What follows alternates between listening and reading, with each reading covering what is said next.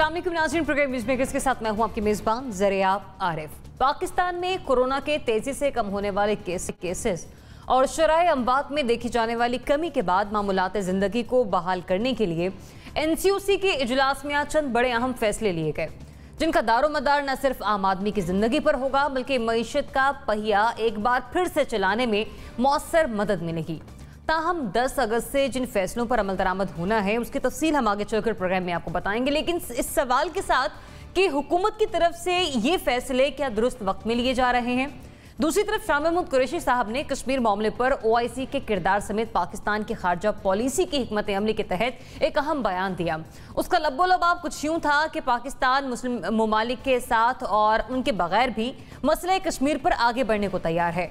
अब वजारत खारजा की जानिब से यह हौसला अफजा बयान किस बात का इंदिया है कि क्या तब्दीली सरकार खारजा पॉलिसी में कोई बड़ी तब्दीली लाने को है।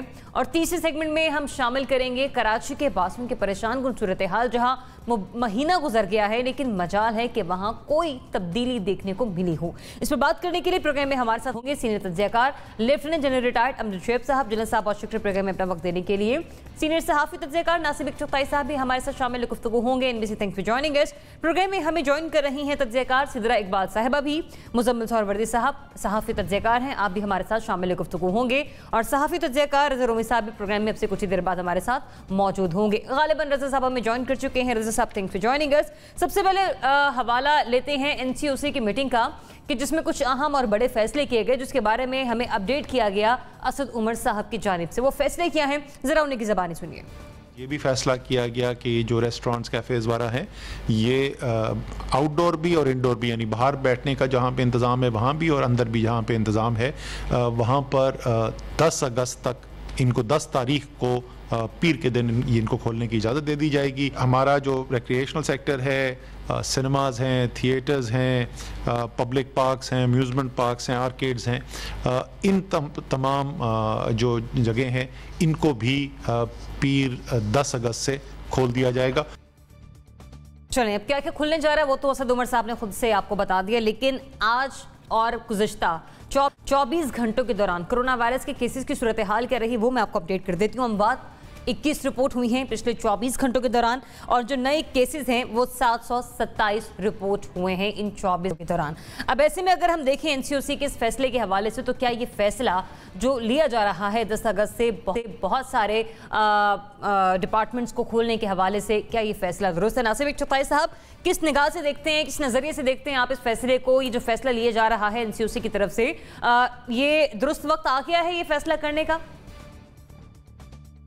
अब मसला ये है कि भैया मैं ना कहूँ तो मुश्किल है और हाँ कहूँ तो मैं ज़ाहिर है उस कमेटी की हिमायत करूँगा जिसने फैसले किए, जिसमें चारों सूबाई हुकूमतों के लोग मौजूद हैं। उनके पास इत्तलात है, उनके पास इंफॉर्मेशन है, उनके पास अब डॉक्टर फैसल की राय मौजूद है कि साहब कोरोना जो है तो हमने शिकस्त दे दी है। फहद चौधरी साहब का बयान आ गया है कि ये शिकस्त कोरोना को मुबारक और कौम को हमने फतह हासिल की है। तो अब जब वो ऐलान फतह हो चुका है तो उसके बाद छोटी मोटी चीजें ना ये इनको देखना बेकार होता है, क्योंकि मैं मुमकिन है मेरा नजरिया ये हो कि अभी रेस्टोरेंट और कैफेज को और सिनेमा हॉल्स को खोलने का टाइम नहीं आया। मुमकिन है मेरा नजरिया ये हो, तो जो फैसला उन्होंने कर लिया ये खुल जाएगा, और ये नहीं खुलता तो जाहिर है एक पॉलिटिकल प्रेशर गवर्नमेंट पर आता, जो आना शुरू हो गया था, हर तरफ से आना शुरू हो गया था कारोबारी लोगों की तरफ से। अच्छा, उसके बाद इन्होंने एक एहतियात की है कि स्कूलों में और शादी हॉल्स में ये एहतियात की है कि इसको हम सितंबर में खोलेंगे, और स्कूलों को खोलने से पहले हम एक बार फिर जायजा लेंगे 7 सितंबर को कि क्या करना है, किस तरह करना है।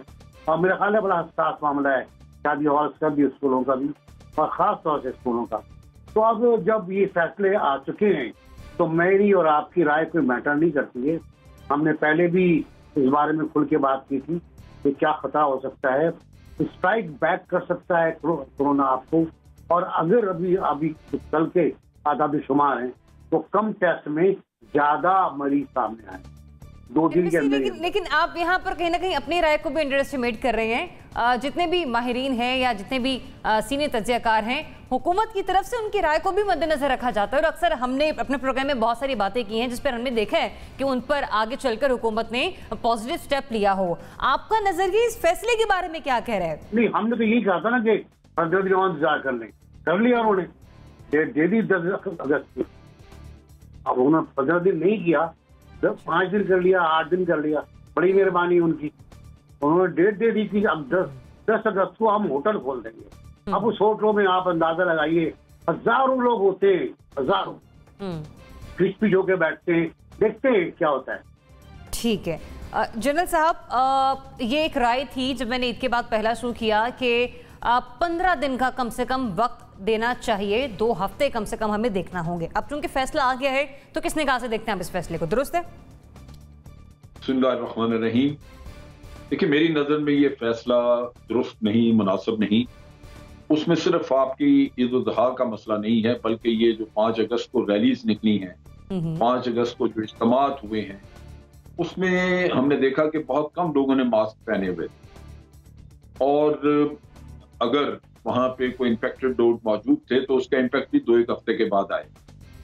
और अगर ये सूरत हाल मजीद खराब हो जाए इस वजह से कि आपने 10 तारीख को लोगों को बिल्कुल खुली छुट्टी दे दी कि रेस्टोरेंट्स वगैरह में, सिनेमा हॉल्स में या दूसरी तफरीह गाहों में वो इकट्ठे हों, तो फिर इसकी वो जो पीक आएगी वो फिर आपको दोबारा वहीं पहुंचा देगी जो पहले आपके मसाइल थे, और फिर वो हॉस्पिटल्स पे बोझ। तो इस लिहाज से ये जरूरी था कि जहां आपने इतना सब्र किया, इतना रोका, वहां 5 अगस्त के इस हवाले से और ईद उल फितर के, ईद उल अज़हा के हवाले से ये ज़हन में रखना चाहिए था कि 5 अगस्त से आप 2 हफ्ते और आगे ले जाइए, और उसके बाद अगर आप इजाजत देते हैं तो ठीक है, लेकिन उसके रिजल्ट्स कम से कम आपके सामने आ गए होते कि ये जो हमने, और बल्कि इससे अगर मिसाल के तौर पे अगर नहीं बढ़ती ये चीज तो बड़ा कॉन्फिडेंस हमें बन जाता है कि जनाब इतने बड़े इज्तिमा के बावजूद ये मर्ज आगे नहीं बढ़ा, तो इसका मतलब ये है कि पाकिस्तान बड़ी हद तक इससे छुटकारा पा चुका है।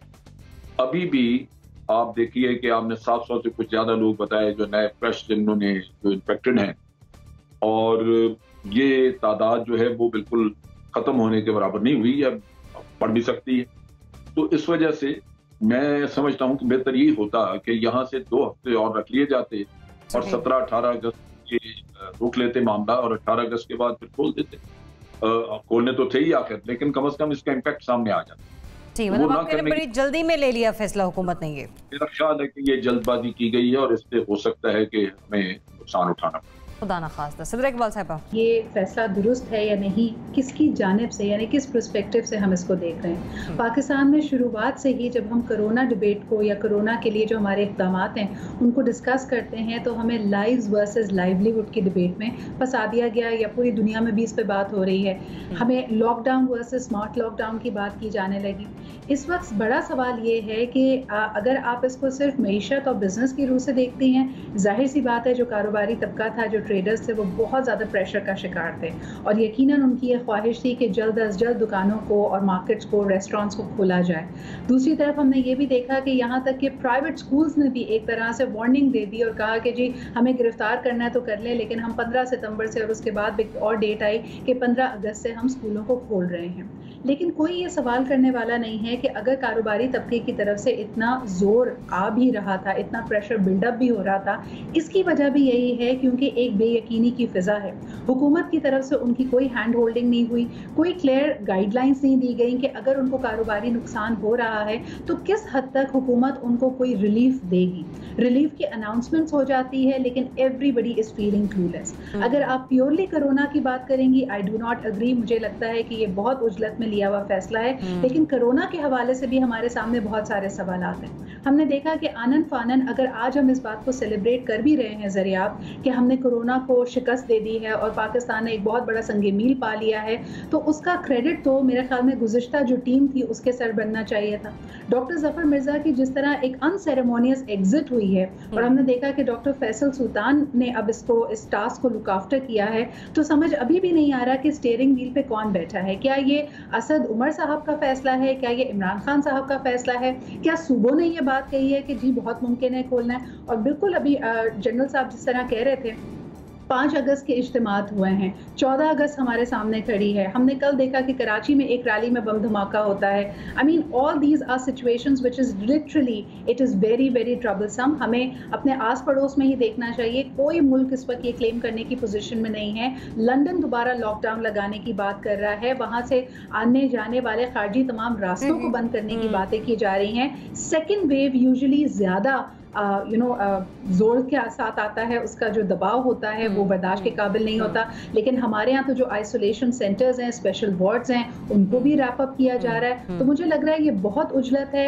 और खुदा ना खास्ता हमें इसका बहुत बड़ा खमियाजा ना भुगतना पड़े। चलिए, आपने आस पड़ोस के ममालिक की बात की, आपने लंदन का हवाला दिया कि वहाँ पर दोबारा से लॉकडाउन लगने जा रहा है। जनरल साहब, मैं आ रही हूँ आपकी तरफ। जरा रज़ा साहब का पॉइंट इसलिए ऐड कर लूं क्योंकि वो बाहर बैठे हैं, वहां पे कोरोना की सूरत हाल की सिचुएशन को देखते हुए पाकिस्तान का अगर हम कंपैरिजन करें तो ये फैसला कितना बेहतर है।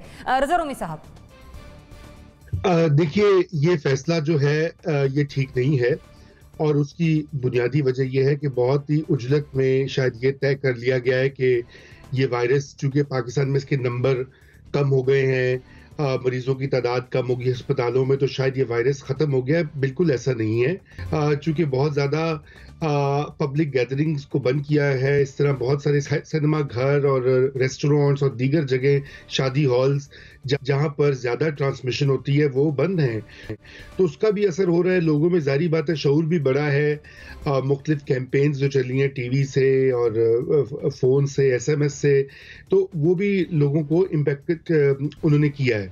जो अभी बात की हैदरा ने सेकेंड वेव की, दूसरी लहर जो इस वायरस की आनी है, वो बिल्कुल एक हकीकत है। माजी में तमाम जो वबाएं हैं उनकी तारीख हमें यही बताती है कि उनकी दूसरी वेव आती है। अब क्या ये जो है कोरोना वायरस की दूसरी लहर इतनी ही शदीद होगी या इससे भी शदीद होगी, इस पे मुख्तलिफ आरा हैं, लेकिन एक कंसेंसस ज़रूर है कि ये दूसरी लहर जो है ये आएगी। और बहुत से लोगों, बहुत से साइंसदान और जो इन वबाओं के माहिरीन हैं वो ये समझते हैं कि ये शायद उससे भी शदीद होगी। इसलिए ये फैसला कबल अज़ वक्त है। और देखिए, आपने बाहर का पूछा है तो अभी ये हवाला भी दिया गया यूके का। यहाँ अमेरिका में हूँ मैं इस वक्त, यहाँ पे मुख्तलिफ जो रियासतें हैं उनके अपने अपने पॉलिसीज़ हैं, लेकिन जिस रियासत न्यूयॉर्क में मैं मुकीम हूँ वहाँ पर बहुत मरहलावार खोले गए हैं रेस्टोरेंट्स और पब्लिक प्लेसेस।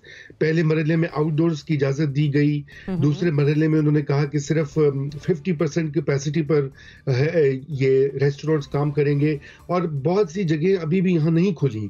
और यही खदशा है कि यहाँ भी चूंकि नंबर कम हो गए हैं, मरीजों की तादाद कम हो गई है, लेकिन उसके बावजूद सबको मालूम है कि अगले आने वाले हफ्तों में दूसरी लहर आएगी और इसके लिए मुकम्मल और जितनी हद्दुल वसा तदाबीर हैं वो इख्तियार करनी चाहिए। मुज़म्मिल जोहरवर्दी साहब, रज़ा साहब ने कहा कि वो बाहर बैठे हैं, वहाँ पर भी स्लोली एंड ग्रेजुअली मरहलावार ये स्टेप लिए गए, वहाँ पर इस तरह से निषेध किया गया। पाकिस्तान में 10 अगस्त की तारीख दे दी गई और कहा जा रहा है कि ये सेक्टर्स खुल जाएंगे। आपके नज़दीक फैसला कितना दुरुस्त है? मेरे ख्याल में ठीक फैसला है। इस गवर्नमेंट का पहले दिन से नैरेटिव है कि मईशत का पहिया चलना चाहिए। इस गवर्नमेंट का पहले दिन से नैरेटिव है कि हमने लोगों को भूखा नहीं मारना, कोरोना से बेशक मर जाएं लेकिन भूख से नहीं मरने चाहिए। और इसलिए मेरे ख्याल में ये देर की है गवर्नमेंट ने ये करते हुए। मैं तो आज हैरान हो रहा हूँ कि टूरिज़्म 10 तारीख से खोलने का ऐलान किया है। मेरे हिसाब से तो 2 महीने पहले खुल गया हुआ है, क्योंकि इमरान खान साहब ने खुद ऐलान किया था टूरिज़्म इंडस्ट्री को खोलने का एक बड़ी भरपूर प्रेस कॉन्फ्रेंस में, जिसमें वुज़रा और मुशीरान दोनों तरफ बैठे हुए थे। उन्होंने कहा था आज से हम टूरिज़्म इंडस्ट्री खोल रहे हैं। तो मैं तो उस दिन से खुली समझ रहा था, तो मुझे तो आज पता लगा है कि वो उस दिन वज़ीर-ए-आज़म के ऐलान के बावजूद बंद थी और अभी तक बंद थी और आज खोली गई है। ये मेरी समझ से बालातर था ये बात, क्योंकि मैंने तो वज़ीर आज़म के ऐलान पर यकीन कर लिया था, क्योंकि मैं खुद नहीं जा सका अपनी माशी मजबूरियों की वजह से टूरिज़म के लिए, लेकिन मेरे हिसाब से तो खुली थी। अब गवर्नमेंट का जो नैरेटिव है, जो रेट ऑफ द गवर्नमेंट है, गवर्नमेंट की पॉलिसी है, इसी का नाम हुकूमत है, उसे प्रिवेल करना चाहिए और हर गवर्नमेंट को अपनी पॉलिसी मुल्क पे नाफज करने का भरपूर इख्तियार होना चाहिए। और इस गवर्नमेंट ने अपना एक, मुझे तो लॉकडाउन ख़त्म और स्मार्ट लॉकडाउन पर भी इतराज़ था कि जब वज़ीर आज़म ने लॉकडाउन को मुस्तरद कर दिया है और उन्होंने कहा है कि ये वज़ीर आज़म ये पाकिस्तान के लिए ज़ाहिर कातिल है, तो फिर स्मार्ट लॉकडाउन क्यों लगाए गए? वो भी नफ़ी थी वज़ीर आज़म के नैरेटिव की। मुझे तो अक्सर नज़र आता है जो वज़ीर आज़म कहते हैं वो नीचे से उसकी नफ़ी हो जाती है, जो कि नहीं होनी चाहिए। जो वज़ीर आज़म कहें वो होना चाहिए। और मैं समझता हूँ कि हमें नहीं परवाह करनी चाहिए दूसरी किसी वेव की। हमने ना पहली वेव की परवाह की, ना हमें दूसरी वेव की परवाह करनी चाहिए और सब कुछ खोलना चाहिए। स्कूल कॉलेज भी खोलने चाहिए, मईशत का पहिया चलना चाहिए। मैंने आज कुछ रेस्टोरेंट मालकान से बात की है, उन्होंने कहा ये जो 50% पे ये कह रहे हैं खोलने के लिए, ये फिनेंशियली वायबल नहीं है, क्योंकि अखराजात इतने ज़्यादा हैं, बैक डेट इतना ज़्यादा है। 50% ऑफ द रेस्टोरेंट्स तो बैंकरप्ट हो चुके हैं पाकिस्तान के। जब तक आप उन्हें कोई सॉफ्ट लोन्स नहीं देंगे, ये इंडस्ट्री किक ऑफ नहीं कर सकती। क्योंकि रेंट्स चढ़ गए हैं, सब कुछ चढ़ गया है, बैड डेट्स चढ़ गए हैं, वेंडर्स की पेमेंट चढ़ गई हैं। टूरिज़्म का भी यही हाल है। लिहाजा मैं समझता हूँ देर आए दुरुस्त आए चलें। हुकूमत 3 माह से जो बात कह रही थी, आज अब बिलाखिर उसने इस पर अमल कर लिया। हमें हुकूमत के साथ खड़े होना चाहिए, उसे मुकम्मल सपोर्ट करना चाहिए और बिल्कुल बिला खौफ कि क्या होगा क्या नहीं होना चाहिए, प्राइम मिनिस्टर के नैरेटिव के साथ चलना चाहिए। ठीक है, हमें हुकूमत को यहाँ पर सपोर्ट देनी होगी, उसके इस फैसले में साथ खड़ा होना होगा। और हम साथ किस तरह से खड़े हो सकते हैं कि वो SOPs जो हुकूमत की जानिब से जारी किए गए हैं उस पर सख्ती से अमल पैरा हमने होना है। जनरल साहब हमारे साथ मौजूद हैं। जी जनरल साहब आप कुछ कहना चाह रहे थे इस मामले पर? नहीं बस ठीक है, वो हो गई बात, वो कर दी मुजम्मिल साहब। ठीक है, मुजम्मिल साहब ने आपका पॉइंट ऐड कर दिया। और लेकिन 4 तजयकार हमारे यही समझते हैं कि हुकूमत ने जो ये फैसला किया है ये खासा उजरत में लिया है। 2 हफ्तों का तो कहा था कि ईद के बाद जरा 2 हफ्तों तक की एहतियात कर लेते, उसके बाद फैसले ले लेते। चूंकि फैसला लिया गया, अब सिर्फ मुजम्मिल सोहरावर्दी साहब इसको सराह रहे हैं। मुजम्मिल साहब आपने हाथ खड़ा किया है, एक लास्ट कॉमेंट, फिर मुझे अगले सेगमेंट की तरफ बढ़ना है। नहीं, मैं खुश हूँ कि मैं आज जनरल साहब और मेरी राय एक हुई है। मैं तो इस पर बहुत खुश हूँ कि मेरी और जनरल साहब की राय आज हम एक पेज पे आ गए हैं, बिलाखिर एक पेज पे आ गए हैं। चलें, तब्दीली यहाँ पर तो आई है, लेकिन खारजा पॉलिसी में भी तब्दीली का इंदिया महसूस किया जा रहा है। और तब्दीली का इंदिया इसलिए महसूस किया जा रहा है क्योंकि शाह महमूद कुरैशी साहब ने एक अहम बयान दिया है कश्मीर कॉज के हवाले से। कश्मीर के मामले पर वो क्या कह रहे हैं, एक जगह उन्होंने इंटरव्यू दिया है, जरा उन्हीं की ज़बानी सुनिए। एक मरतबा फिर OIC की लीडरशिप में मोतबाना गुजारिश करूंगा, काउंसिल ऑफ फॉरेन मिनिस्टर का इजलास हमारी तवक्को है।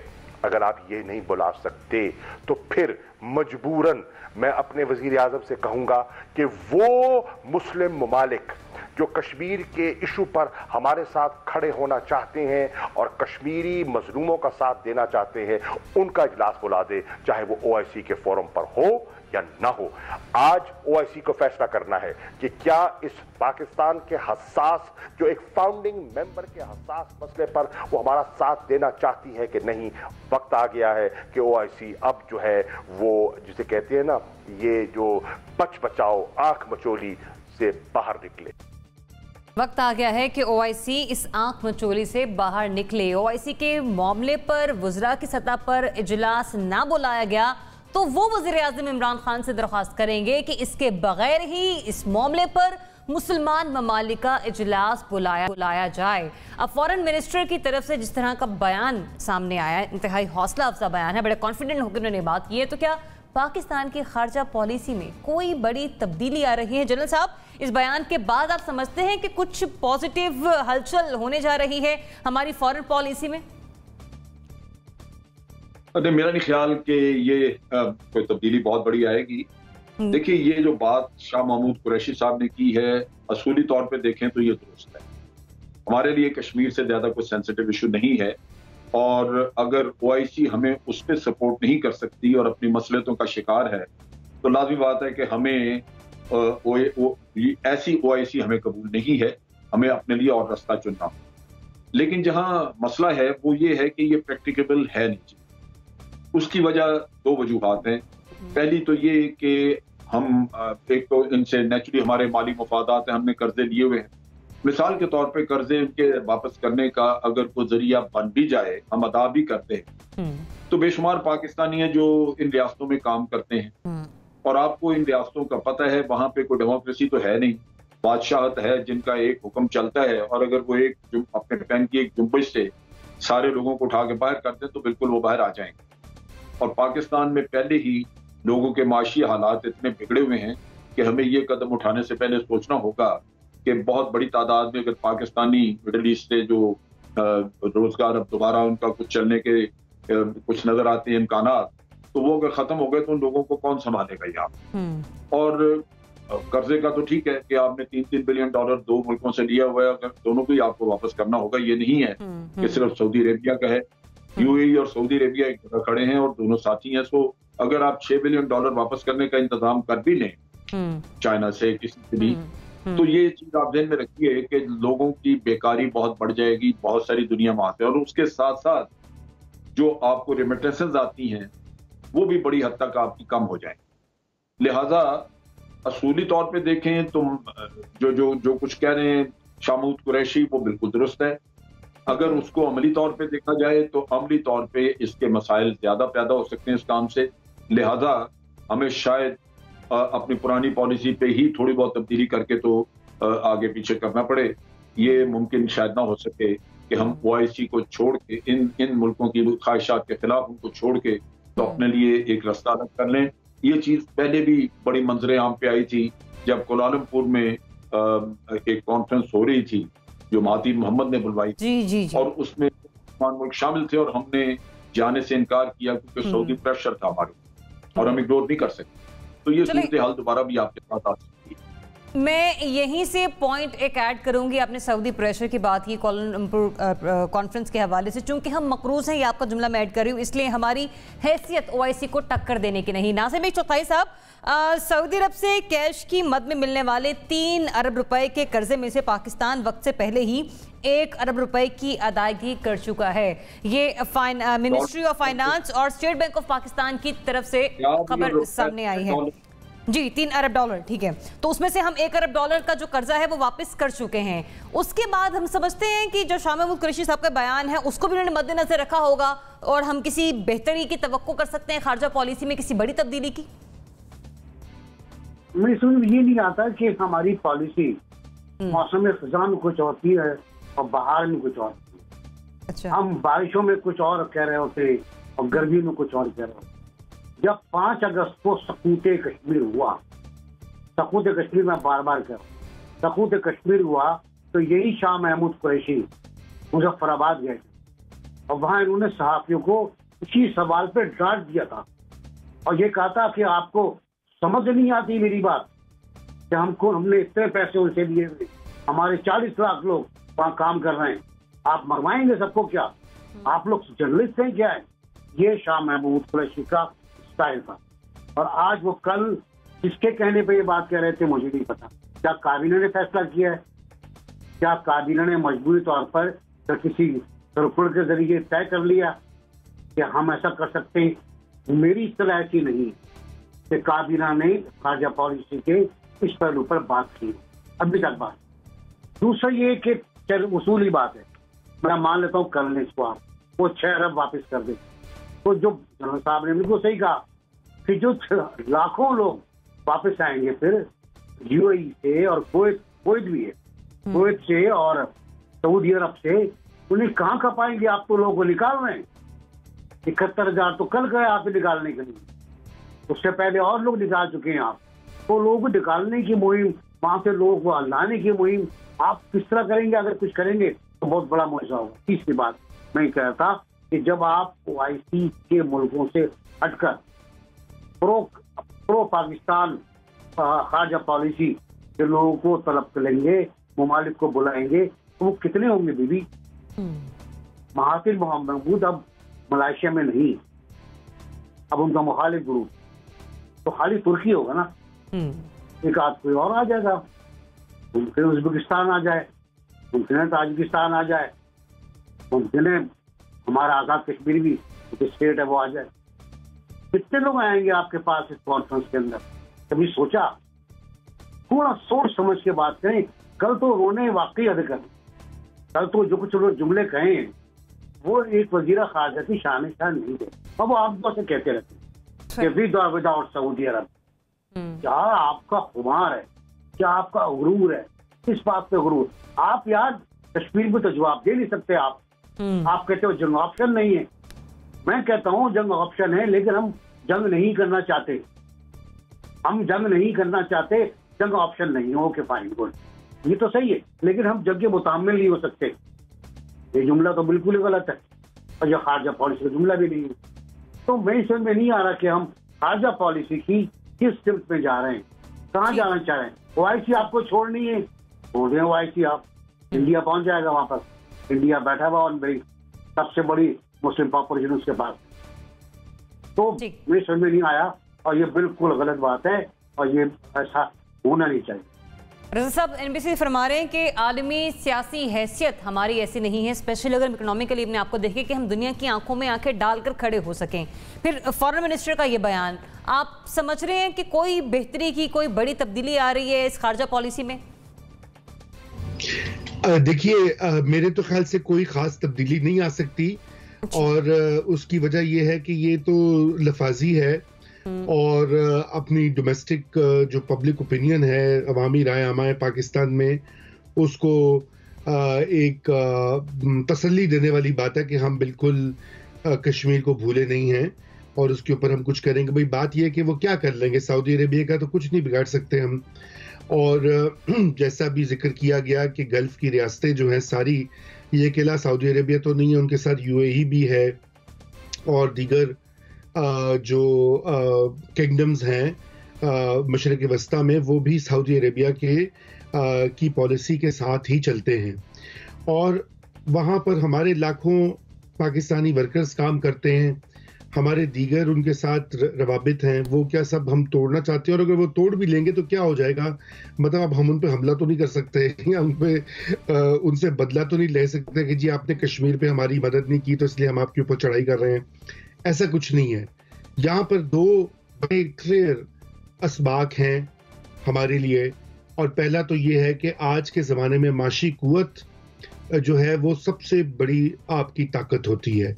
अगर आपकी मईशत अच्छी चल रही है, आपके लोगों के पास रोजगार है, आपको जगह जगह से जाकर कशकोल उठाकर पैसे नहीं मांगने पड़े इस मुल्क से उस मुल्क से। देखिए ना, सऊदी अरेबिया का कर्जा जो है $1 अरब का आज अखबार में था कि वो वापस किया गया है और चीन से भी 1 अरब ले लिया गया है ताकि बैलेंस ऑफ पेमेंट्स जो है वो खराब ना हो।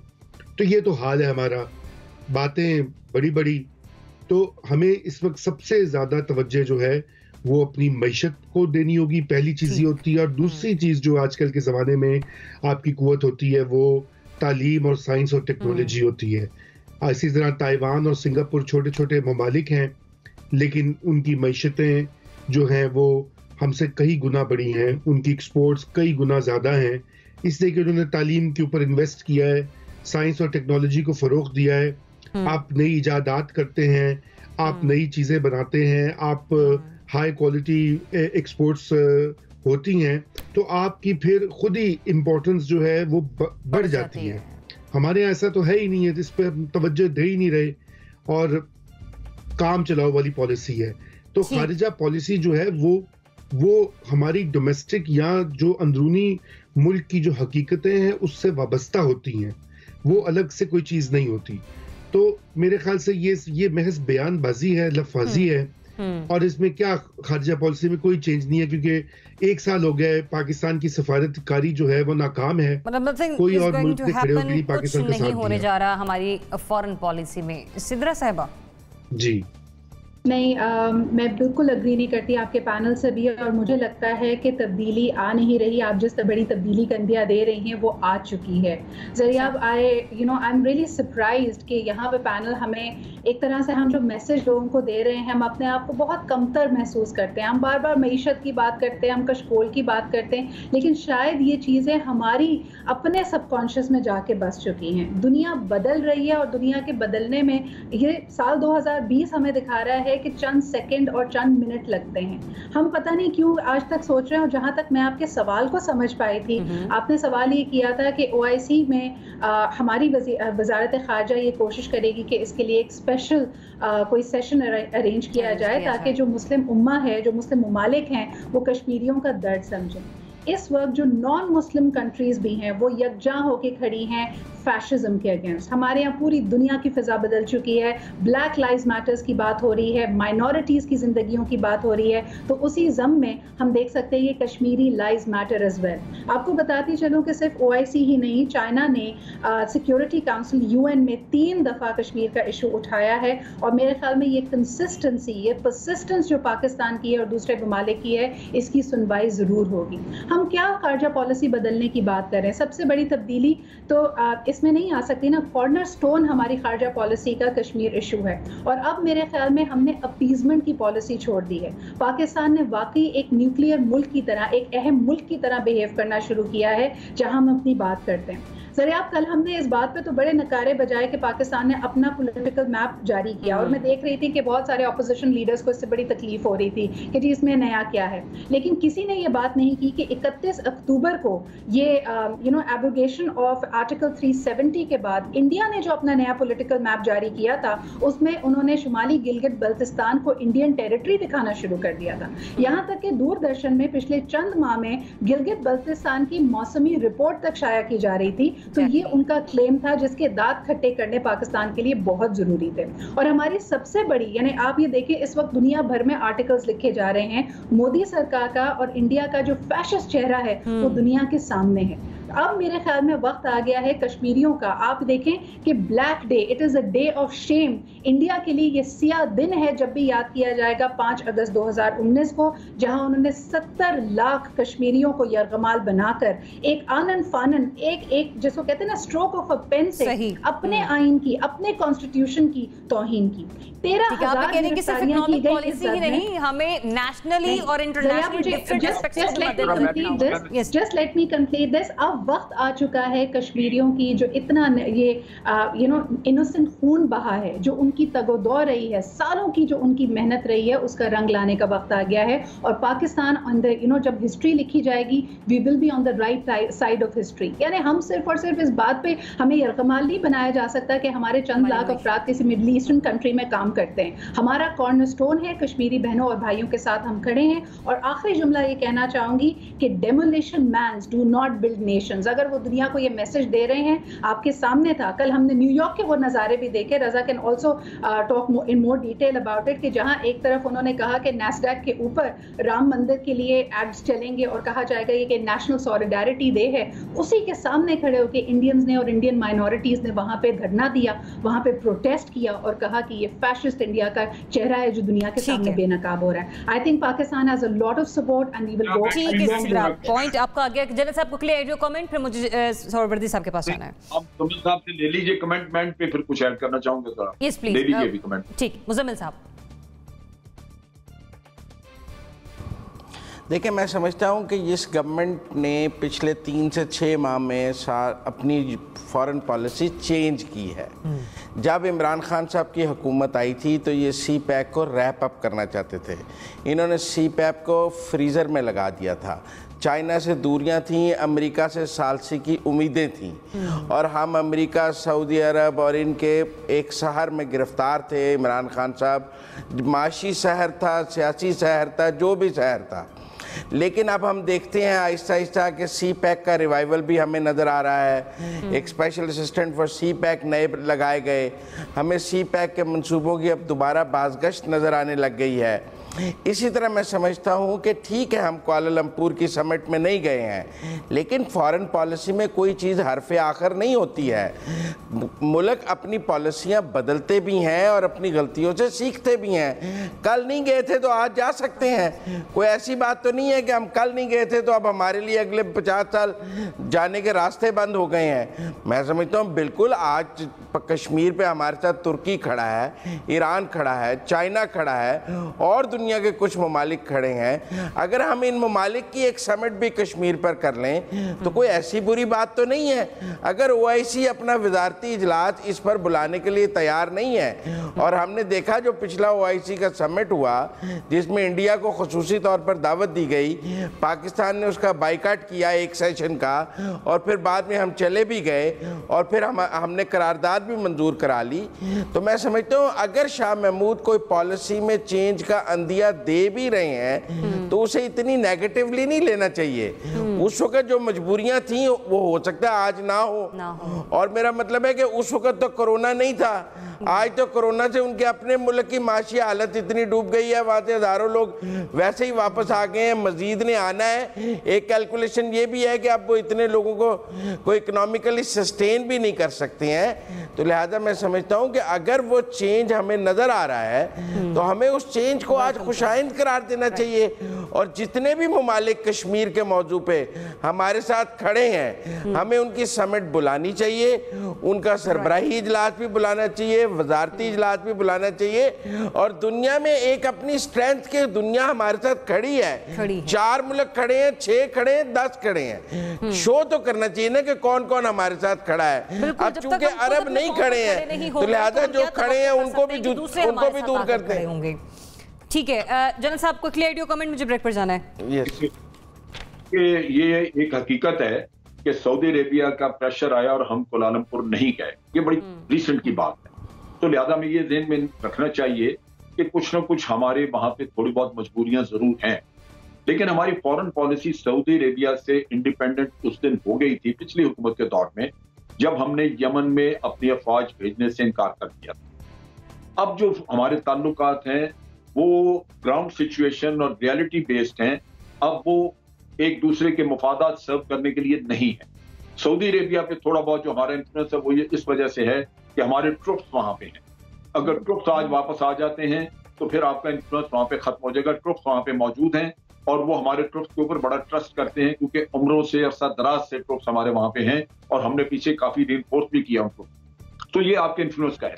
दूसरी तरफ बात यह है कि आपने जब यमन में आपने अफवाज नहीं भेजी, ईरान उनका नंबर 1 दुश्मन डिक्लेयर्ड है, आपने ईरान के साथ अपने ताल्लुकात मेंटेन किए और हमें बड़ी जरूरत है इस वजह से कि हमारे नेक रोड नहीं बना है, हम उनके साथ ताल्लुकात बिगाड़ नहीं सकते।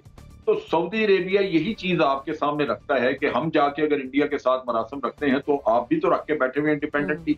सो ये रियल पॉलिटिक्स है, ये रियल सिचुएशन होती है जहां पे आपको अपनी अपनी जरूरियात के मुताबिक ताल्लुकात को आगे लेके चलना है।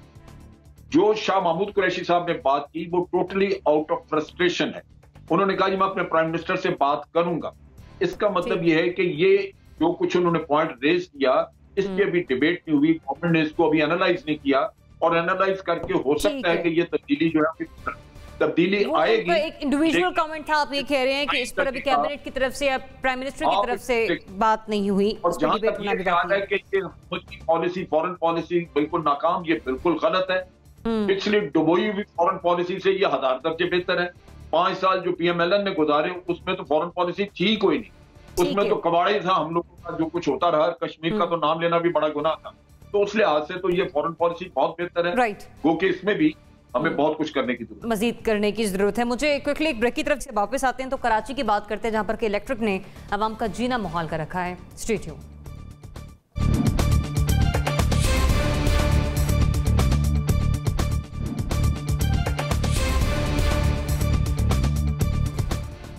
Welcome back. नाज़रीन, कराची में लोड शेडिंग ने शहरियों की जिंदगी अजीरन कर रखी है और ये सिर्फ गुज़िश्ता 24 घंटों की सूरत हाल नहीं है। तकरीबन 1 महीना हो गया है।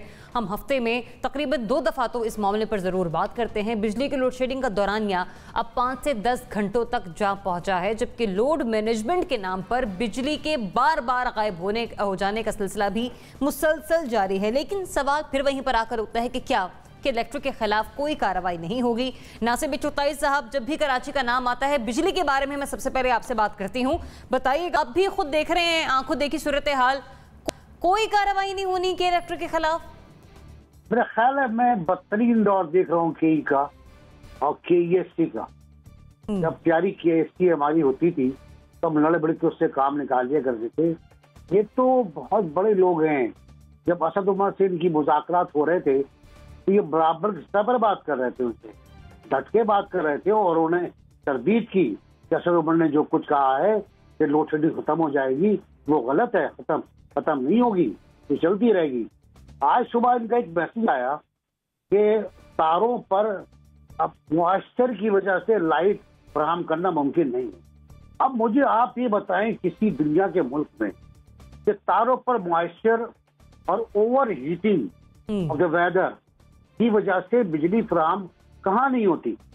मतलब आप चिल्ली चले जाएं, आप सोमालिया चले जाएं, आप मतलब उन मुल्कों में चले जाए, गर्मी होती है। मतलब अभी इंग्लैंड में जो गर्मी पड़ रही है, बड़ी 7 तक पहुंच गए हम लोग, तो वहां तो लाइट होनी नहीं चाहिए चले से, लाइट है वहां पर।